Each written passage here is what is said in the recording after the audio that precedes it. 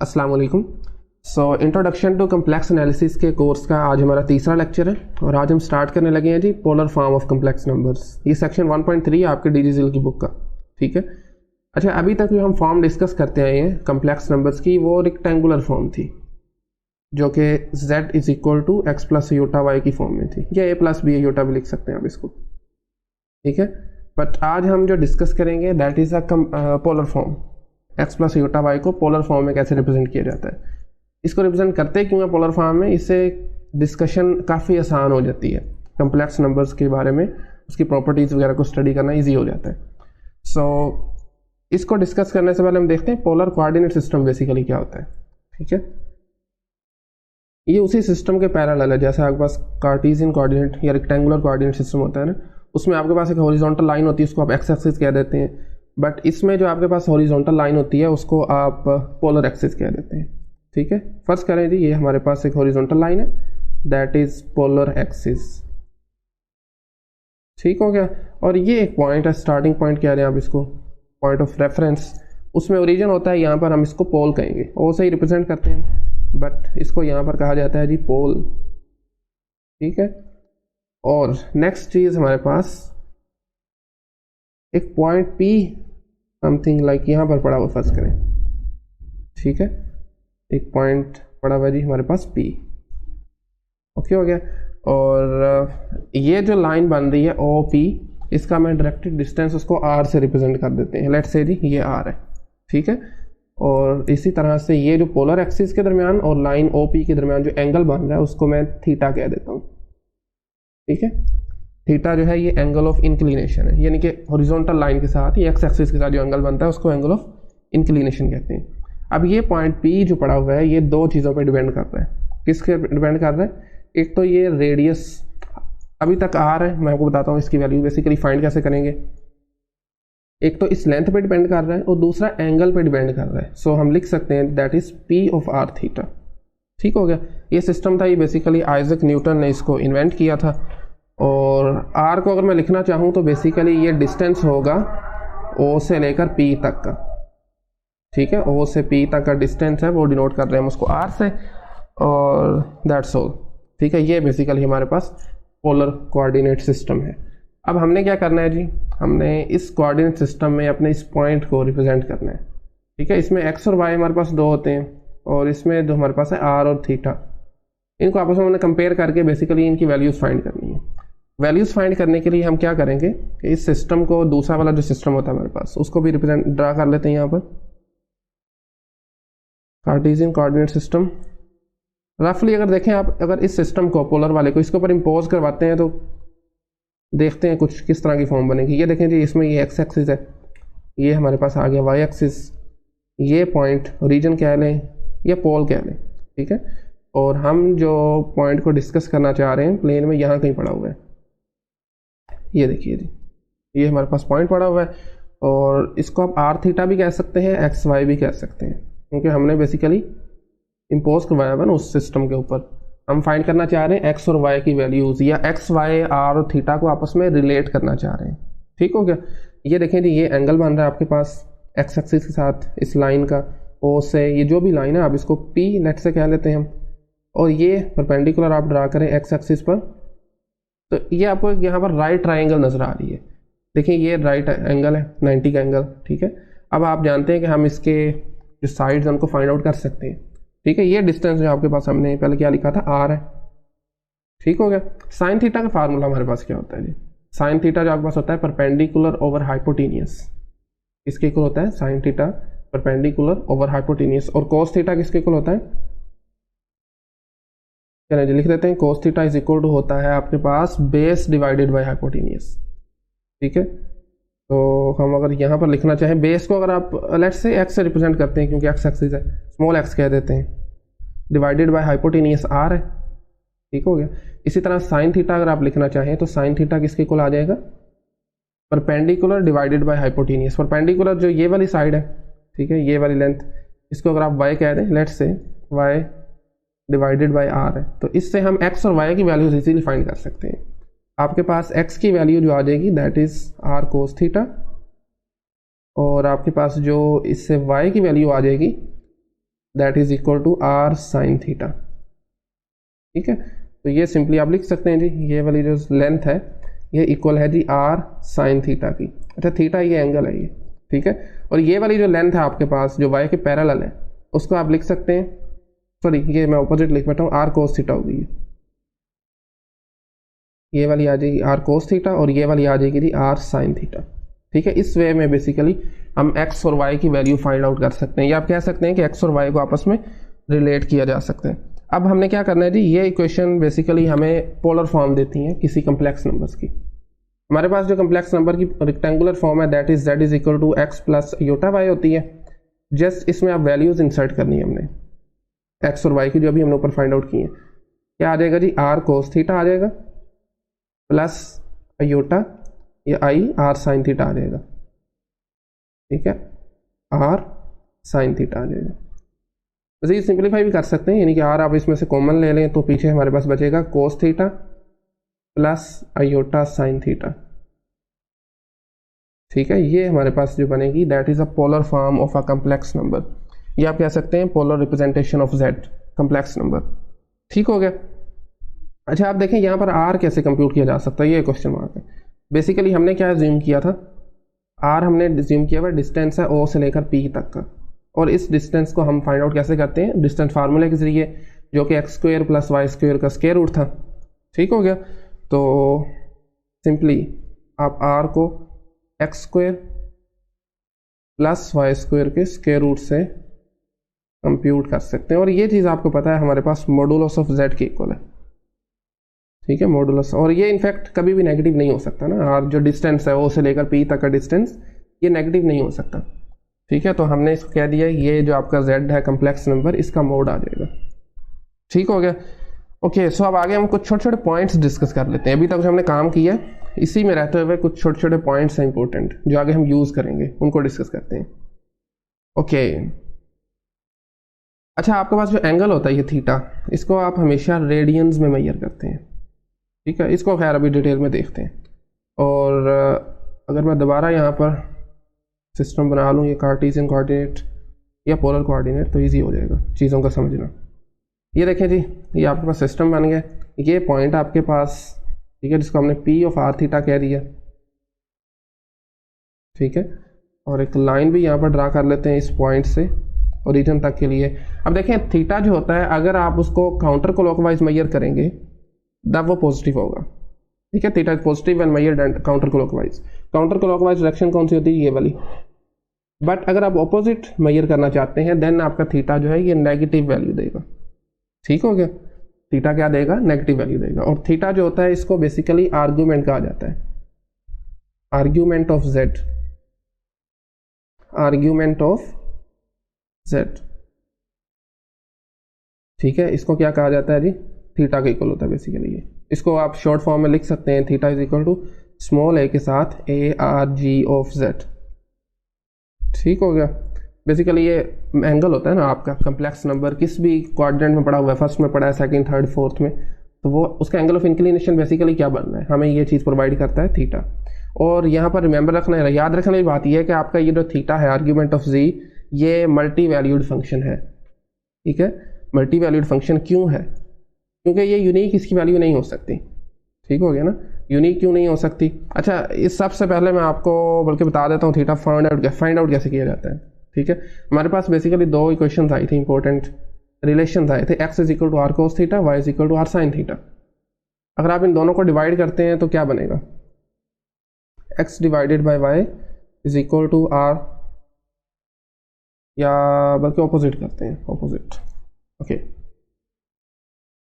y divided by x is equal to r sine theta divided by r cos theta. ठीक है, और इससे हम अगर मैं डायरेक्टली लिखना चाहूँ तो आपके पास आ जाएगा जी y over x is equal to tangent theta. और अब दोनों तरफ अगर टेंजेंट इनवर्स लेते हैं तो हमारे पास जो बनेगी form that is tan inverse of y divided by x। ठीक है, इस वे से आप थीटा एंगल फाइंड आउट कर सकते हैं। ठीक हो गया। अब मैं बात कर रहा था ये थीटा एंगल की जो आर्ग्यूमेंट ऑफ जेड है that is not unique valued function, ये मल्टी वैल्यूड फंक्शन है। मल्टी वैल्यूड क्यों है? क्योंकि आपको पता है कोस का और साइन का दोनों का पीरियड है ना बेसिकली, वो 2 पाई होता है, यानी कि 2 पाई के बाद ये आप अपनी वैल्यूज़ को रिपीट करना शुरू कर देते हैं। ठीक है, अब देखें एक ये वाला इसका एंगल आ जाएगा सिंपली थीटा, और 2 पाई जब आप इसमें ऐड करेंगे तो वो कुछ इस तरह से बन जाएगा। ठीक है, कंप्लीट सर्कल जब आप इसमें ऐड कर देंगे वो ये भी एंगल हो सकता है, क्या ख्याल है? इसी तरह से आप फिर ऐड करेंगे वो भी एंगल हो सकता है, तो इसकी वैल्यू यूनिक नहीं होती आर्ग्यूमेंट की। ठीक हो गया? ओके, सो अगर मैं इसको लिखना चाहूँ आर्ग्यूमेंट ऑफ z को थोड़ा सा जनरलाइज करके, तो वो मैं लिख सकता हूँ जो अभी मैंने आपको बात बताई है ना, इसकी रोशनी में। Argument of z basically equal theta equal आ जाता है जी आर्ग्यूमेंट ऑफ z, और इसमें आप बेसिकली एंगल्स ऐड करते जाएंगे। ठीक है, अगर theta is equal to argument of z है ना, ठीक है, तो क्या आंसर आएगा हमारे पास? पॉसिबल वैल्यूज़ क्या हो सकती हैं? आप इसमें से प्लस माइनस 2 पाई कर सकते हैं। सिमिलरली इस तरह इसमें थीटा नोट में से आप प्लस माइनस 4 पाई कर सकते हैं, एंड सो ऑन। ठीक है, इसी तरह से वैल्यूज़ आप पुट करते जाएंगे, वो भी आपके आर्गूमेंट आते जाएंगे। तो इससे पता ही चला आपका जो आर्गूमेंट है ये यूनिक नहीं है। ठीक है, अब आ जाए एक और बात, आपके पास जो tangent inverse y over x है, जिससे आपने एंगल बेसिकली फाइंड करना है, आपको पता होना चाहिए कि इसकी डोमेन जो है ये -π/2 से π/2 तक है। अच्छा, इस डिस्कशन को करने से पहले आपको एक बात बता दूं कि ये जो अभी हम काम करने लगे हैं दैट इज़ रियली इंपॉर्टेंट। ठीक है, ये बहुत इंपॉर्टेंट है आगे कैलकुलेशंस करने में भी, इसको आपने अच्छे तरीके से अंडरस्टैंड करना है। Tangent inverse y over x is less or equal to π/2, इसकी बेसिकली रेंज है tangent inverse y over x की ना, इसकी वैल्यू -π/2 से π/2 तक रहेगी। ठीक है, तो इससे आपका पहला और चौथा क्वाड्रेंट तो कवर हो जाएगा, बट व्हाट अबाउट कि अगर आपका कम्प्लेक्स नंबर सेकंड या थर्ड क्वाड्रेंट में पड़ा हुआ है, यानी कि दोबारा इस शेप में आ जाए, आपको देखें पहले क्वाड्रेंट भी कवर हो जाएगा आपका उस रेंज से, और दूसरा भी हो जाएगा, सॉरी चौथा भी हो जाएगा। बट अगर आपका कम्प्लेक्स नंबर है वो सेकंड क्वाड्रेंट में या थर्ड क्वाड्रेंट पड़ा हुआ है, देन हमें कुछ कैलकुलेशंस करनी पड़ेंगी थीटा को कंसिस्टेंट करने के लिए। तो वो क्या कैसे करनी पड़ेंगी, क्या होंगी, वो उनको अब डिस्कस करते हैं। ठीक हो गया? सो हमें पाई माइनस या प्लस करना पड़ेगा। कैसे करना पड़ेगा उसको तो एक एग्जांपल करते हैं, फिर आगे मज़ीद चीज़ें समझेंगे। ठीक है, सो हमारे पास एग्जांपल में मैं लिख देता हूँ यहाँ पर जी, अभी तक जो हमने चीज़ें समझी है ना उसकी समझ लें इम्प्लीमेंटेशन हम करने लगे हैं अभी तक, फिर आगे चलेंगे। एक कम्प्लेक्स नंबर आपके पास गिवन है -√3 - आयोटा, ये आपकी बुक से मैं कम्प्लेक्स ये एग्जांपल ले रहा हूँ। ठीक है, उसी को ही समझते हैं। अब देखें हमने इस कम्प्लेक्स नंबर को यूज़ करते हुए एक तो हमने पोलर फॉर्म फाइंड आउट करनी है, हमारा मेन मकसद है इसमें एंगल को फाइंड आउट करना है, एंगल को बेसिकली कैसे फाइंड किया जाएगा। ठीक है, तो देखें जी, सबसे पहले आपने आर कैलकुलेट कर लेना है। आर की वैल्यू क्या होती है जी? x² + y²। ठीक है, एक्स वाई की वैल्यूज़ पता है, और ये इनफैक्ट हम ऑलरेडी कर चुके हैं, तो मैं आर की वैल्यू डायरेक्ट यहाँ पर लिख देता हूँ, दैट इज़ 2 -√3 का स्क्वायर -1 का स्क्वायर, तो ये स्क्वायर रूट ओपन करने से 2 वैल्यू आ जाएगी। ठीक है, और यहाँ पर अगर मैं अलहदा से लिख दूँ तो मेरे ख्याल में बेहतर होगा। x इज इक्वल टू है हमारे पास -√3 और y इज इक्वल टू है -1, और ये बड़ी ज़बरदस्त एग्जाम्पल है इनफैक्ट इस कंसेप्ट को अंडरस्टैंड करने के लिए। अब आप देखें ये हमारे पास कोऑर्डिनेट सिस्टम में थर्ड क्वाड्रेंट में लाई कर रहा है। मैं एक बार दोबारा बना देता हूँ इसको। ठीक है, कोऑर्डिनेट सिस्टम को दोबारा बनाते हैं और इसको प्रॉपरली देखते हैं। ये देखिए जी, अब हमारे पास जो -√3 -1 आप जानते हैं ये थर्ड क्वाड्रेंट में लाई कर रहा है। आपका जो -√3 वो यहाँ कहीं होगा, लेट से यहाँ कहीं है, -1 लेट से आपका यहाँ पड़ा हुआ है। ठीक है, तो पॉइंट आप जानते हैं फिर यहाँ पर होगा। ठीक है, ये हमारे पास जो पॉइंट होगा -√3, -1। ठीक हो गया, और कुछ इस तरह से होगा ये। ठीक है ना, वेल ओके। अब हम बेसिकली करना क्या चाहते हैं ये समझें। थीटा हमने फाइंड आउट करना है, और थीटा आप जानते हैं किसके इक्वल होता है? Tangent inverse y over x के इक्वल आ जाता है। y और x की वैल्यू पुट करें सिंपली, तो टेंजेंट इनवर्स आपके पास क्या आ जाएगा? माइनस माइनस से कैंसिल आउट हो जाएगा, तो मैं डायरेक्टली लिख देता हूँ दैट इज इक्वल टू 1/√3। और इसका आपको पता होना चाहिए टेंजेंट इनवर्स 1/√3 कब वैल्यू देता है? जब आपके पास π/6 आ जाए। ठीक है, π/6 पर। बट यहाँ पर तो थोड़ा सा गड़बड़ नहीं होगी, पाई ओवर 6 तो आपका एक्स एक्सिस के साथ अगर आप देखें तो वो एंगल तो बना रहा होगा यहाँ कहीं, क्या ख्याल है? Sorry, okay. So pi over 6 जो है वो तो आपका एंगल यहाँ इतना बन रहा है, बट हम तो इंटरेस्टेड है जी इसके साथ एंगल फाइंड आउट करने में, ठीक है? क्या ख्याल है, हम क्या इंटरेस्टेड हैं, क्या चीज़ फाइंड आउट करने में? हम ये एंगल फाइंड आउट करना चाह रहे हैं, ठीक है? अच्छा, एक और चीज़ भी, एक तो पाई बाय 6 आपका ये वाला बन रहा है, और एक और बात भी है इसमें, वो भी समझें। देखिए इसका अगर मैं परपेंडिकुलर ड्रा करूँ एक्स एक्सिस पर, ठीक है, तो ये राइट एंगल ट्राइंगल बन गई हमारे पास, आपके पास ये वाला इतना इतना एंगल बन गया इसमें, देखिए इसको एक्स एक्सिस के साथ, ठीक है? और आपका इनफैक्ट पाई बाय 6 ये वाला भी बन गया है,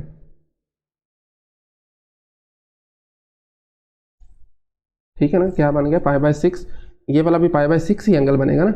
आप जब इसको फाइंड आउट करेंगे, क्यों पाई बाय 6 बनेगा, आप सिंपली ये ट्राइंगल सोल्व करें तो आप चेक करेंगे कि ये जो एंगल है ये हमारे पास पाई बाय 6 बनेगा।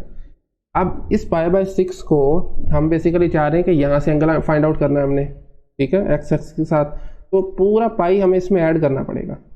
देखें ऊपर वाला जो हिस्सा है ना, वो पूरा पूरा पाई हमें इसमें ऐड करना पड़ेगा, देन हम अपने ओरिजिनल एंगल पर आ जाएंगे। तो उसके लिए सिंपली आपने क्या करना है जी, आप फर्ज करें आपके पास लेट्स से जी मैं इसको अल्फ़ा कह देता हूँ, जो भी हमने फाइंड आउट किया है ये इसको अल्फ़ा कह देते हैं, ठीक है? अब हमने अल्फ़ा में पाई ऐड करना है, देन हमारे पास हमारा ओरिजिनल एंगल आएगा जो हमें बेसिकली रिक्वायर है। अल्फ़ा में आपने पाई ऐड करना है, दैट इज इक्वल टू, अगर मैं डायरेक्टली लिख दूँ तो ये 7 पाई बाय 6 बन रहा है, ठीक है? ये एंगल है, ओके हो गया। अगर आप इसको यहीं पर छोड़ देते टेंजेंट इनवर्स पाई बाय 6 पर, तो ये आपका क्वेश्चन रॉन्ग था इनफैक्ट, ठीक है? अब इस एंगल को आप उस पोलर फॉर्म में पुट करके अपना प्रॉपर जो पोलर रिप्रेजेंटेशन है z की वो फाइंड आउट कर सकते हैं। z इज इक्वल टू, हमारे पास रेडियस क्या आया था जी, 2 आ गया था, ठीक है? एंगल हमारे पास आया 7 पाई बाय 6, तो इसको लिख सकते हैं जी 7 पाई बाय 6, ठीक है, plus iota sign 7 pi by 6,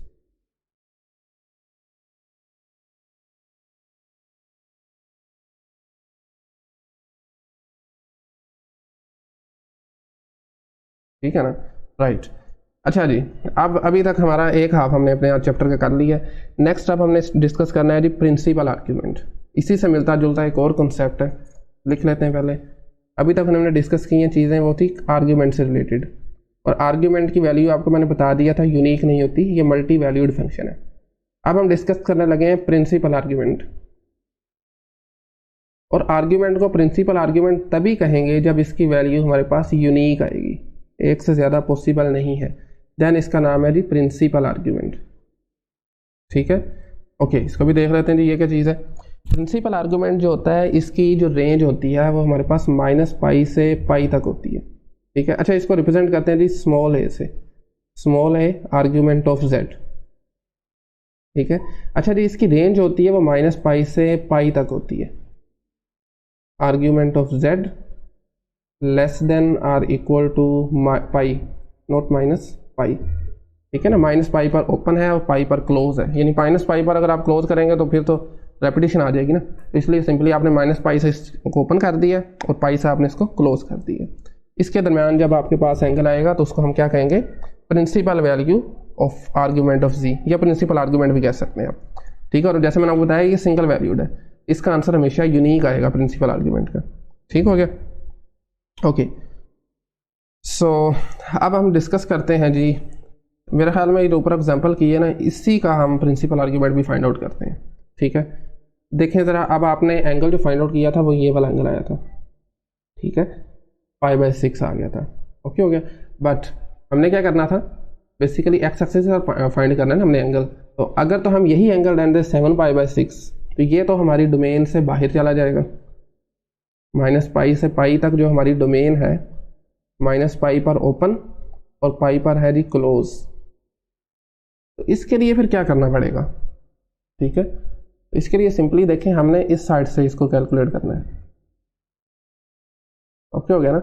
इस साइड से जो एंगल बनेगा वो इस लाइन का प्रिंसिपल आर्ग्यूमेंट होगा, और वो हमेशा यूनिक होगा, तो उसके अलावा और कोई भी पॉसिबल नहीं है। देखें ना, इस साइड से अगर कैलकुलेट करते हैं तो क्या होगा, 1 π से छोटा हो जाएगा ना, -π और π के बेसिकली दरम्यान में चला जाएगा ना, 90 ये और प्लस समथिंग ये वाला, ठीक है, ये π/3 होगा। बहरहाल जो भी होगा इसको भी देख लेते हैं। मेरे ख्याल में इसकी एग्जांपल से पहले हम एक स्ट्रक्चर बना देते हैं ज़रा। ये देखें जी, हमारे पास कार्टेशियन कोऑर्डिनेट सिस्टम है।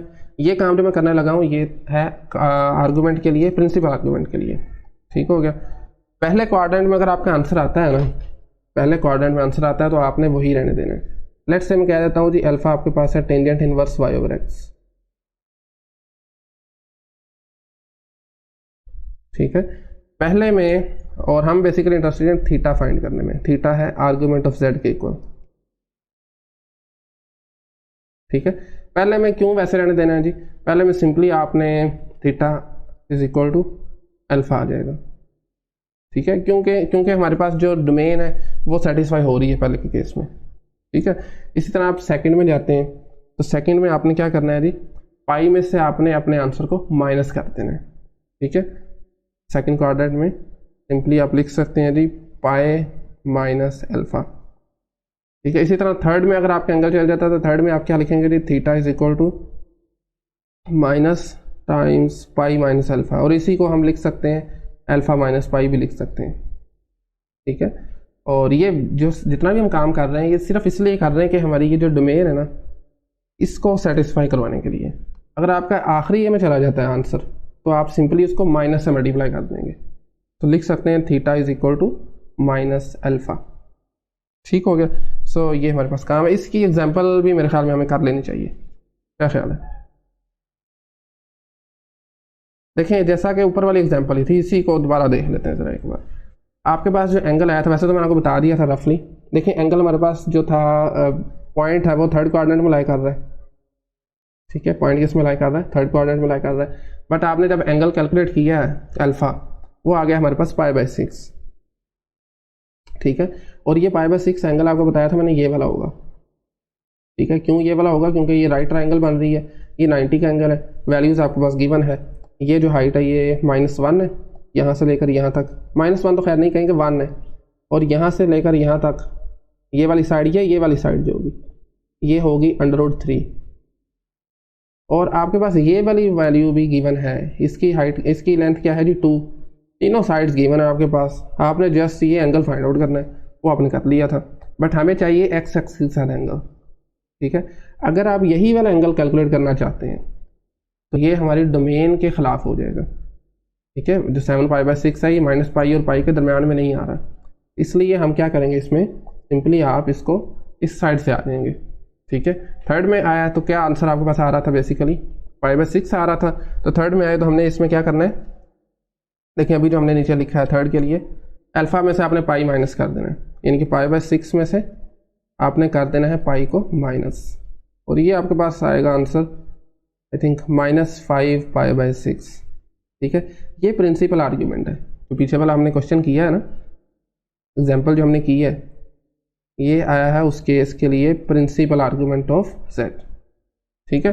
बेसिकली आपके पास देखें ना, ये जो ऊपर वाली एग्जाम्पल है, ये वाला जो हमने सिस्टम बनाया हुआ है, ये एक आपके पास बन रही है ट्राइंगल, ठीक है। सेकंड क्वाड्रेंट में होगा फिर भी आपके पास एक ट्राइंगल बन जाएगी एक्स एक्सिस के साथ, और इस तरह आपके पास थर्ड क्वाड्रेंट में होगा तो बनी हुई है। फोर्थ क्वाड्रेंट में कहीं भी पॉइंट होगा, लेट्स से ये वाला पॉइंट है, तो आपकी ये एक ट्राइंगल बन जाएगी, ठीक है, और आपके पास रिस्पेक्टिव एंगल ये वाला बनेगा, ठीक हो गया ना। इस तरह फर्स्ट क्वाड्रेंट में तो आपके पास एंगल ये वाला आएगा, फोर्थ में सेकंड में तो आपके पास एंगल जो है वो कुछ इस तरह से यहाँ पर होगा, ठीक है। बहरहाल आई थिंक आपको ये चीज़ें तमाम अंडरस्टैंड हो गई होंगी, ठीक हो गया ना। अब चलते हैं जी हम आगे। अभी तक हमने जो डिस्कस की हैं चीज़ें, दैट इज़ आर्ग्यूमेंट और प्रिंसिपल आर्ग्यूमेंट। इसको मज़ीद इसकी प्रैक्टिस के लिए हमारे पास एक्सरसाइज मौजूद है, हम लेक्चर में भी करेंगे इंशाल्लाह, और आप वैसे भी उसके क्वेश्चंस कर सकते हैं, मज़ीद आइडिया आपको इंशाल्लाह क्लियर हो जाएगा। अब आगे चलते हैं जी, हमारा नेक्स्ट जो टॉपिक है that is multiplication and division of complex numbers. Multiplication and division of complex numbers. दो कम्प्लेक्स नंबर आपको गिवन है, आप उनको मल्टीप्लाई कैसे करेंगे और डिवाइड कैसे करेंगे, और ये हम पोलर फॉर्म की बात कर रहे हैं ना, क्योंकि हमारा आज का लेक्चर ही पोलर फॉर्म के रिलेटेड है। बस कह रहे हैं जी आपके पास दो कम्प्लेक्स नंबर्स हैं, एक को हमने Z1 का नाम दिया और इसमें R1 आ जाता है, cos θ1, एंगल भी हमने θ1 कह दिया, प्लस अयोटा साइन θ1, ठीक है, एक कम्प्लेक्स नंबर हमारे पास ये, और दूसरे को हम Z2 से रिप्रेजेंट करते हैं, that is equal to R2 cos θ2 plus iota sine θ2। ठीक हो गया ना। सिंपली इनको मल्टीप्लाई करेंगे और डिवाइड करेंगे, जनरल फार्मूला बनाना चाहते हैं। ठीक हो गया, Z1 मल्टीप्लाई Z2। तो अगर आप देखें हम R1 R2 को पहले ये अलग कर देते हैं। ठीक है, R1 R2 से मल्टीप्लाई हो जाएगा। नेक्स्ट बारी आती है जी cos θ1 की इस फैक्टर की और इस फैक्टर की आपस में मल्टीप्लाई होने की। ठीक है, तो इनको भी मल्टीप्लाई कर देते हैं हम सिंपली। cos θ1 आ जाएगा cos θ2 के साथ, cos θ1 cos θ2। इसके बाद मैं क्या करना चाहता हूँ जी, पहले मैं इस फैक्टर को और इस फैक्टर को मल्टीप्लाई करता हूँ, योटा स्केयर माइनस आ जाएगा और साथ में हमारे पास आ जाएगा जी साइन θ1 साइन θ2। ठीक हो गया। अब आ जाए इस पर cos θ1 को और अयोटा साइन θ2 को मल्टीप्लाई करते हैं, प्लस अयोटा आ जाएगा। आप या फिर ऐसे करें साइन θ1 को, और ये जैसा भी आपको आसानी लगती है, मेरे ख्याल में ये मुश्किल नहीं है, ये तो सिंपली साइन θ1 cos θ2। और इसी तरह से एक हमारे पास जो बच गया that is plus iota cos θ1 और साथ में आ जाएगा साइन θ2, मल्टीप्लाई हो रहा है ऊपर वाले के साथ। ठीक है, ये हमारे पास जस्ट मल्टीप्लिकेशन है। अब हमने फॉर्मूलाज को डिस्कस किए हैं ट्रिग्नोमेट्री में, उनको यूज़ करते हुए थोड़ा इस फॉर्म को कंपैक्ट कर देना है। उसके लिए देखें जी cos θ1 cos θ2 minus sine θ1 sine θ2 ये इक्वल किसके होता है हमारे पास, अब जानते हैं ये आता है जी cos θ1 प्लस θ2। एंगल जो है आपस में ऐड हो जाएंगे, cos के साथ आ जाएगा, प्लस देखें अयोटा दोनों में से कॉमन ले लें, ये जो हमारे पास फार्मूला बनेगा ये आप जानते हैं साइन θ1 प्लस θ2 आ जाएगा, θ1 प्लस θ2 आ जाएगा। ये हमारे पास मल्टीप्लिकेशन बनी है दो कम्प्लेक्स नंबर्स की, Z1 और Z2। सिंपली आपने कोई भी दो कम्प्लेक्स नंबर पोलर फॉर्म में गिवन हो या दूसरी में भी गिवन हो, आप पहले पोलर में कन्वर्ट करें, फिर जैसे इसमें वैल्यूज इंसर्ट करते हैं, आपके पास दोनों का प्रोडक्ट आ जाएगा। सिमिलर वे में हम Z1 डिवाइडेड बाय Z2 भी कर सकते हैं, Z1 डिवाइडेड बाय Z2। इसके लिए सबसे पहले तो मैं लिख लेता हूँ जी R1 divided by R2 simply. ठीक है, अब क्या करना है हमने, पीछे हमारे पास बचता है cos θ1 plus iota θ1 plus iota sine θ1, और फ्रैक्शन में हमारे पास बटे में क्या आ जाएगा जी cos θ2 प्लस अयोटा साइन θ2 आ जाएगा। आपको पता है फ्रैक्शन में हमारे पास आ गया जी कम्प्लेक्स नंबर, तो इसको रैशनलाइज किया जा सकता है। अच्छा, इसको अगर मैं थोड़ा सा डायरेक्ट लिखूँ, आपने जस्ट करना क्या है, इसको रैशनलाइजेशन करनी है, तो आई थिंक मुझे डायरेक्ट आंसर लिख देना चाहिए इसको। ठीक है, क्योंकि इस लेवल पर मैं अगर यही कैलकुलेशन करता रह गया तो okay. So R1 divided by R2, साथ हमारे पास आ जाएगा जी cos θ1 माइनस θ2। फार्मूलाज वही यूज होंगे जो ऊपर हमने करके आए हैं, जस्ट माइनस प्लस का जो है वो डिफरेंस होगा, प्लस अयोटा साइन θ1 माइनस θ2। ठीक है, साइन θ1 माइनस θ2। ये चीज़ हमारे पास बनती है जब आप एक कम्प्लेक्स नंबर को दूसरे कम्प्लेक्स नंबर से डिवाइड करते हैं इन पोलर फॉर्म। ठीक है, अब चूंकि हमने प्रोडक्ट और क्वोशिएंट पढ़ लिए हैं कम्प्लेक्स नंबर के, क्वेश्चन ज़हन में आता है कि आप दो आपके पास कम्प्लेक्स नंबर है, आप उनका प्रोडक्ट लेके देन क्वोशिएंट फाइंड आउट करते हैं, वो किसके इक्वल आएगा, argument of Z1 times Z2। तो बेसिकली इसकी वैल्यू होती है जी argument of Z1 plus argument of Z2। ठीक है, प्लस आर्ग्यूमेंट ऑफ Z2। इसी तरह से ये आपको लॉग वाले से कुछ मिलता जुलता नजर आ रहा होगा। ठीक है, उसमें भी ऐसे ही प्लस होता है। अच्छा, इसी तरह से आपने argument of Z1 divided by Z2 करेंगे तो बिल्कुल उसी तरह ही आपके पास दरम्यान में माइनस आ जाएगा। लिख सकते हैं जी आप argument of Z1 minus argument of Z2। ठीक है, ओके। तो ये हमारे पास सिंपल आर्ग्यूमेंट थे। इस तरह प्रिंसिपल आर्ग्यूमेंट के लिए चल जाए, फार्मूलाज यही है, बस आपने उसमें 2π को सब्ट्रैक्ट करते हैं या उसमें से देखना पड़ता है बेसिकली आपका आंसर क्या आ रहा है, उसकी डोमेन क्या है, उसको डोमेन में लाने के लिए कुछ प्लस माइनस अगेन आपको करना पड़ेगा। ठीक हो गया, ओके। सो अभी तक हमने क्या काम किया जी, आर्ग्यूमेंट्स फाइंड कर लिए हैं, आपने प्रोडक्ट मल्टीप्लिकेशन और डिवीजन कम्प्लेक्स नंबर की कर ली है। अब हम आगे चलते हैं, नेक्स्ट हम करना चाहते हैं जी integer powers of Z। Complex number की कोई बड़ी इंटीजर पावर आ जाए तो उसको कैलकुलेट करने का भी कोई फार्मूला होना चाहिए, तो उसको डिस्कस कर लेते हैं। Integer powers of a complex number, इसको हम z से लिखते हैं, इंटीजर पावर ऑफ z। ठीक हो गया। सो अच्छा जी, इसको ज़रा आसान करने के लिए ना मेरे पास लेट्स से आपने जो ऊपर अभी दो कम्प्लेक्स नंबर्स को मल्टीप्लाई किए ना, z1 और z2 को, दोबारा देखेंगे वाला ये फार्मूला बना था हमारे पास, ठीक है, z1 और z2 को। अब इसमें मैं कहता हूँ let's say z1 equal to है z2 के, देन क्या होगा, सिमिलरली r1 r2 के इक्वल हो जाएगा, θ1 θ2 के इक्वल हो जाएगा। तो जस्ट यही सब्स्टिट्यूशन करते हैं इसी फार्मूले में, z1 इक्वल टू z2, इसको मैं z कह देता हूँ, लेट्स से दोनों को z कह देता हूँ। इसी तरह से r1 इक्वल टू r2 आ जाएगा और इसको मैं r साइन कर देता हूँ। एंड सिमिलरली आपके पास जो एंगल्स हैं वो भी इक्वल आ जाएंगे, और कन्फ्यूजन से बचने के लिए इसको भी मैं थीटा साइन कर देता हूँ। सिंपली क्या हो जाएगा, z times z is equal to z square आ जाएगा। आपके पास r1 r2 था तो सिंपली r स्क्वायर आ जाएगा। ब्रैकेट में क्या आ जाएगा जी, कोस θ1 θ2 था तो उसको मैं थीटा प्लस थीटा लिख सकता हूँ। इसी तरह से plus iota sine theta plus theta लिख सकता हूँ ना, जस्ट उसमें हमने वैल्यूज इंसर्ट की हैं। θ1 और θ2 दोनों की जगह थीटा थीटा ऐड करती है, ठीक है। सो आर स्क्वायर आ गया। इसी तरह से हमारे पास कोस 2 थीटा आ गया प्लस अयोटा साइन 2 थीटा आ गया, ठीक है। वेल सो आपको यहाँ पर देखें जी, z का स्क्वायर है, पावर 2 है, r की पावर 2 है, यहाँ पर एंगल में 2 आ रहा है। तो एक और इसकी कंप्यूट करते हैं, z स्क्वायर को जब हम करेंगे z से z क्यूब फाइंड आउट करने के लिए, सिमिलरली यहाँ पर r क्यूब आ जाएगा, टू थीटा और थीटा है जो कि यहाँ पर 3 थीटा बन जाएंगे, cos 3 theta plus iota sine 3 theta आ जाएंगे, ठीक है ना। तो इसी को हम फिर जनरलाइज कर सकते हैं। जनरलाइजेशन इसकी क्या बनेगी, वो बन जाएगी जी z की power n that is equal to r raise to power n, साथ में आ जाएगा cos n theta n times theta plus iota sine n theta, iota sine n theta. So ये इसकी जनरल इंटीग्रल पावर आ गई है किसी भी n के लिए, ठीक है। और n आपका सारी बात है 1 से तो बड़ा ही होगा ना, और इंटीजर होगा ऑफ कोर्स, क्योंकि इंटीजर पावर बात कर रहे हैं, ठीक है, हो गया राइट। सो अब इसी से मिलते जुलता एक होता है हमारे पास डी मोवरिज फार्मूला, ठीक है, डी मोवरिज फार्मूला। ये बेसिकली हमारे पास क्या होता है, इसको भी जरा एक बार नजर देख लेते हैं, ठीक है।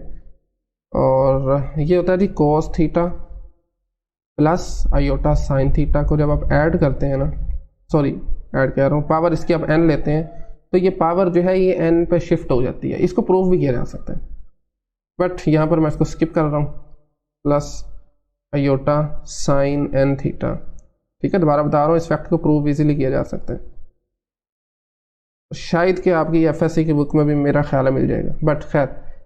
अच्छा जी, अब आते हैं हम अपनी एक्सरसाइज पर। इसकी एग्जांपल आप करना चाहें तो कर सकते हैं सिंपली ना, कोस theta plus iota sine theta की।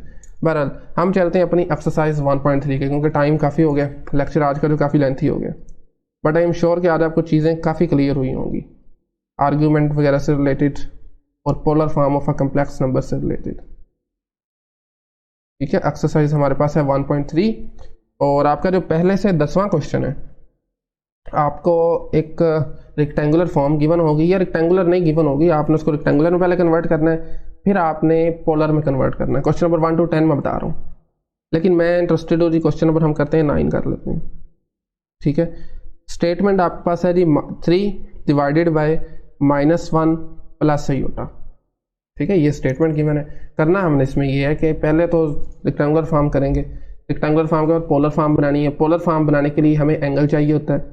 एंगल 2 वे से फाइंड आउट किया जा सकता है, एक आर्ग्यूमेंट होता है, एक प्रिंसिपल आर्ग्यूमेंट होता है, तो दोनों के लिए हमने अलग अलग करना है, पहले आर्ग्यूमेंट के लिए करेंगे फिर प्रिंसिपल आर्ग्यूमेंट के लिए करेंगे। तो सिंपली स्टार्ट करते हैं जी, पहले इसको रैशनलाइज करते हैं।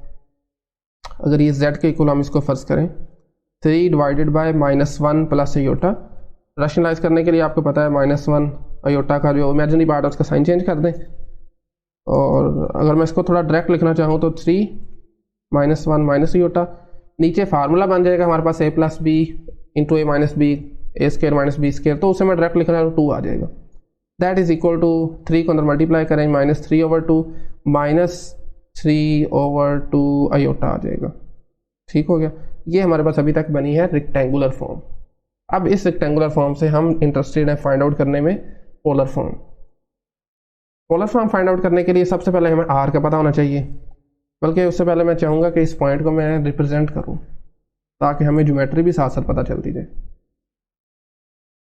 ठीक है, ये पोलर कोऑर्डिनेट सिस्टम बना दिया हमने, ये कार्टेशियन क्या है जो मर्जी क्या है इसको। आपके पास देखें दोनों माइनस के साथ है, एक्स भी -3/2 है, वाई भी -3/2 है। एक्स आपका लेट से यहाँ कहीं है और वाई मैं फर्ज करता हूँ जी, क्योंकि इक्वल डिस्टेंस में ना, तो वाई मैं कह देता हूँ जी ये -3/2। इनको मिलाने से पॉइंट हमारा जो बनेगा वो यहाँ कहीं पड़ा होगा, और एक लाइन ओरिजिन से लगा देते हैं इस पॉइंट तक, सॉरी ओके, ओरिजिन से लेकर इस पॉइंट तक ये लाइन लग गई हमारे पास, ये इस रिप्रेजेंटेशन है। अब देखें हमारे पास एक्स एक्सिस के साथ है ना, तो बेसिकली क्या बनेगा जी, कुछ इस तरह से ट्राइंगल बन जाएगी। आपको मैंने पहले ही बताया था ये राइट ट्राइंगल होती है, ये 90 का एंगल है, और ये हमारे पास जो एंगल है थीटा है। और ये कौन सा बेसिकली एंगल है जो इस ट्राइंगल को सोल्व करने से आएगा, बट हम तो इंटरेस्टेड है ना एंगल यहाँ से कहीं से फाइंड आउट करने में। अगर आपका सिंपल आर्गूमेंट हो आपने ये वाला एंगल फाइंड करना है, बट अगर आपका प्रिंसिपल आर्गूमेंट है तो आपने ये वाला फाइंड करना है। ठीक है, तो बहरहाल इसको लेके चलते हैं जरा।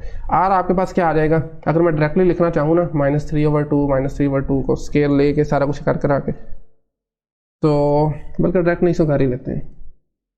-3/2 का होल स्क्वायर आ जाएगा प्लस -3/2 का होल स्क्वायर आ जाएगा, क्या बन जाएगा 9/4, क्या बनेगा √18 डिवाइडेड बाई 2 आ जाएगा, that is equal to 3 times √2 divided by 2, sorry divided by R नहीं है, डिवाइडेड बाई 2 है, that is equal to R. ये बेसिकली आपकी लेंथ है यहाँ से लेकर पॉइंट ओ से लेकर इस पॉइंट तक, इसको हम पी कह देते हैं। लेट से ये आर आ गई, ये भी नोन है, ये वाली जो लेंथ है ये भी आपके पास नोन है -3/2 सॉरी, और ये वाली लेंथ है ये भी नोन है। ट्राइंगल में तीनों साइड्स गिवन है, कोई मसला नहीं, आप ये एंगल इजीली फाइंड आउट कर सकते हैं ये वाला। ठीक है, बट हम तो इंटरेस्टेड है ना ये वाला एंगल फाइंड आउट करने में, एंगल ऑफ इंक्लिनेशन जो कि इस हॉरिजॉन्टल एक्सिस से बनता है। एक्स एक्सिस क्या लें, पोलर एक्सिस क्या लें, जो मर्जी क्या लें। सो आर की वैल्यू हमारे पास आ गई है। नेक्स्ट हमने जी अल्फा इज इक्वल टू, हमारे पास आपको पता है टेंजेंट इनवर्स y/x के इक्वल आता है। ठीक है, लकीली हमारे पास अगेन तीसरा कोऑर्डिनेट ही बन रहा है। ठीक है, तो जो एग्जांपल की है ये उसी से मिलता जुलता ही काम होगा। तो देखें y और x दोनों की वैल्यू हमारे पास -3/2 है, तो कैंसिल आउट होकर सिंपली टेंजेंट इनवर्स आपके पास बन जाएगा जी 1 बन जाएगा। ठीक, और आपको पता है टेंजेंट इनवर्स 1 कहाँ पर होता है, 45 के एंगल पर, π/4 पर। तो ये चीज़ जो हमारे पास आ गई है ये π/4 आ गई है। ठीक है, बट आप जानते हैं हम तो इंटरेस्टेड हैं यहाँ से फाइंड आउट करने में। ये जो π/4 एंगल है ना वो यहाँ से लेकर, दोबारा देखें इस लाइन से लेकर, बेसिकली इन लाइनों के दरमियान बन रहा है ना, एक ये वाली line x axis negative side वाली, और एक ये वाली लाइन। ठीक है, ये बन रहा है एंगल आपको π/4, बट पाई जो है ये कंप्लीट अपर साइड वाला, ये हमें इसमें ऐड करना पड़ेगा, देन ही हम इसका जो आर्ग्यूमेंट है वो फाइंड आउट कर सकेंगे। तो आपके पास जो आर्ग्यूमेंट आ जाएगा, सिंपल आर्ग्यूमेंट जो होता है z इज इक्वल टू, वो आ जाएगा जी π/4 में आपको ऐड करना पड़ेगा पाई। ठीक हो गया, दैट इज इक्वल टू 5π/4। अच्छा, आपको मैंने बताया था ना ये यूनिक नहीं होता, तो आप इसमें 2π भी ऐड कर सकते हैं। इस केस में 2 नहीं ऐड करना पड़ेगा, इसमें 2y ऐड करना पड़ेगा। 5π/2 में 4π ऐड करेंगे, और आगे मजीद आगे बढ़ते जाएँ तमाम इंटीजर्स के लिए, तो आपके पास वो भी आर्गूमेंट ऑफ सेट होंगे। अब हम आते हैं जी प्रिंसिपल आर्गूमेंट के लिए। ये हमारे पास एक आर्गूमेंट आ गया, तो इसके लिए बेसिकली हमारे पास जो उसकी रिप्रेजेंटेशन बनेगी वो क्या बनेगी, z is equal to R क्या आया था आपके पास 3√2 डिवाइडेड बाई 2, अंदर क्या आ जाएगा जी cos 5π/2, this is 4, this is 5π/4, cos 5π/4 plus iota sine 5π/4। ठीक है, ये हमारा हाफ क्वेश्चन हो गया, और ये क्वेश्चन अभी तक जो हमने किया ये सिंपल आर्गूमेंट के लिए किए। अब हमने काम करना है जी प्रिंसिपल आर्गूमेंट के लिए। प्रिंसिपल आर्गूमेंट के लिए जब आपके पास थर्ड क्वाड्रेंट में हो, तो आपको मैंने बताया था आपके पास जो एंगल अल्फा है आपने उसमें से पाई को माइनस कर देना है। तो सिंपली क्या करेंगे, π/4 में से -π कर देंगे। Argument of z, principal argument find out करने के लिए सिंपली आपने ये करना है कि पाई बाय 4 में से पाई को माइनस कर देना है। ये हमारी डोमेन में आ जाएगा। डोमेन कौन सी होती है आपके पास? Minus pi open interval, pi close interval, ठीक है। तो that is equal to -3 pi by 4। इस एंगल से जो बनने वाला पोलर जो हमारे पास पोलर कोऑर्डिनेट होगी वो होगा आर्गूमेंट, प्रिंसिपल आर्गूमेंट के लिए 3 टाइम्स √2 डिवाइडेड बाई 2 और अंदर आ जाएगा जी कोस एंगल में हमारे पास -3 पाई बाय 4 आ जाएगा और इसी तरह से plus iota sign -3 pi by 4। मेरे ख्याल में यहाँ तक काफ़ी है, ठीक है। जस्ट हमने पोलर फॉर्म ही फाइंड आउट करनी थी ना दोनों आर्गूमेंट्स के लिए, तो वो हमने कर लिया। ये हमारा क्वेश्चन नंबर था 9 कंप्लीट हो गया। अब नेक्स्ट आते हैं जी हम अपने क्वेश्चन नंबर, डायरेक्टली मैं जंप करता हूँ 27 पर, ठीक है। क्वेश्चन नंबर 19 और 20 में आपने क्या करना है जी, दो आपके पास कम्प्लेक्स नंबर्स गिवन है, आपने उनकी प्रोडक्ट फाइंड करनी है, ठीक है। इस तरह क्वेश्चन नंबर 25 से 30 तक जो क्वेश्चन है ना, उसमें आपने क्या करना है, क्वेश्चन नंबर 27 में करने लगा, उसमें आपने इंटीग्रल पावर्स कंप्यूट करनी है और उसको x प्लस आयोटा y की फॉर्म में लिखना है। मैं करने लगा question number 27, that is 1/2 plus 1/2 iota, power इसकी है जी 10, ठीक है। वैसे आप इसको करना चाहें कंप्यूट, आपके पास कोई इन्फॉर्मेशन नहीं है तो क्या ख्याल है कितनी देर लग जाएगी? आप पहले पावर 2 करते रहेंगे, फिर उसको आपस में मल्टीप्लाई करेंगे, तो ये काफ़ी लेंथी काम है। इसी को ईजी किया है हमारी पोलर रिप्रेजेंटेशन में, ठीक है। तो आपके पास x is equal to 1/2 plus 1/2 iota in fact given है, sorry z is equal to complex number जो आपके पास क्या है जी 1/2 प्लस 1/2 आयोटा। तो पहले हम क्या करेंगे, पहले हम ये करेंगे कि इसके लिए वो करेंगे, क्या कहते हैं उसको, पोलर फॉर्म फाइंड आउट करेंगे। सबसे पहले r फाइंड आउट करेंगे, तो r के लिए क्या आ जाएगा 1/2 का होल स्क्वायर प्लस 1/2 का होल स्क्वायर, ठीक है। तो इसको आप जब कंप्यूट करेंगे तो ये बन जाएगा हमारे पास √2 डिवाइडेड बाय 2 आ गया, ठीक है। अब आपने सिंपली अपना एंगल कैलकुलेट कर लेना है। तो एंगल हमारे पास देखें 1/2 x भी आपके पास 1/2 है, y भी 1/2 है, दोनों पॉजिटिव है इनफैक्ट। तो ये पहला क्वाड्रेंट है। तो आपके पास जो एंगल बनेगा अल्फा टेंजेंट इनवर्स y/x, ये बेसिकली आपके थीटा के इक्वल आ जाएगा। और आप जानते हैं कि ये कौन सा एंगल बन जाएगा, y और x दोनों की वैल्यू सेम है, तो टेंजेंट इनवर्स 1 बन जाएगा। टेंजेंट इनवर्स 1 कब होता है जब आपके पास एंगल 90 का हो, सॉरी 90 नहीं 45 का, और यही हमारे पास थीटा भी होगा इस केस में, ठीक है ना। कुछ छेड़ने की जरूरत नहीं है क्योंकि आपका ऑलरेडी ये पहले क्वाड्रेंट में कर रहा है। और ये जो एंगल बन रहा है ये एंगल ऑफ इंक्लिनेशन है, ये हॉरिजॉन्टल लाइन के साथ ही एंगल बन रहा है। देखिए ना, अगर मैं रेफरली से आपको बता देता हूँ, यहाँ कहीं पॉइंट पड़ा हुआ आपका, ये एंगल 45 है, तो ये ऑलरेडी इसी के साथ बन रहा है, ठीक है। ये ट्रायंगल है, सोल्व किया एंगल ये आ गया 12, ठीक है। सो एंगल भी आ गया हमारे पास और ये भी आ गया आर भी। तो अब हमारे पास जो फॉर्म बनती है that is z is equal to √2 divided by 2, साथ में हमारे पास आ जाएगा जी cos π/4, ठीक है, प्लस आयोटा साइन π/4। अभी तक हमने अपना क्वेश्चन नहीं किया, अभी तक हमने जस्ट ये किया कि इसको पोलर फॉर्म में कन्वर्ट किया। मेनली काम हमने ये करना है, z की पावर 10 बेसिकली कंप्यूट करनी है। सो z की पावर जब आप 10 कंप्यूट करेंगे तो हमारे पास r की पावर 10 सेपरेट लिख लेते हैं इसको, √2 डिवाइडेड बाई 2, पावर आ जाएगी 10 और साथ में पावर किसकी 10 आएगी, cos π/4 प्लस आयोटा साइन π/4, इसकी पावर भी 10 आ जाएगी, ठीक है। सो पहले आप इस पावर को ब्रेक करें, आप लिख सकते हैं जी √2 की पावर 2 और इसकी होल पावर 5 लिख लें, ठीक है, डिवाइडेड बाय 2 की पावर 10, ठीक है। सो नेक्स्ट अंदर हमने काम ये करना है कि आपकी जो पावर है ये एंगल के साथ मल्टीप्लाई हो जाएगी। तो कोस को जब आप एंगल से मल्टीप्लाई करेंगे क्या आ जाएगा, सॉरी पावर को एंगल से मल्टीप्लाई करेंगे 10 टाइम्स π/4 प्लस आयोटा साइन के साथ क्या आ जाएगा जी 10 टाइम्स π/4, ठीक हो गया, ओके।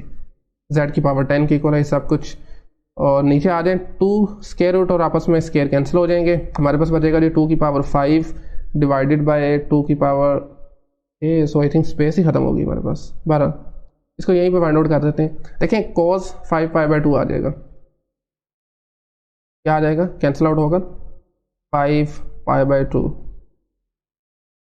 ठीक है, और प्लस आयोटा साइन 5π/2, ठीक हो गया।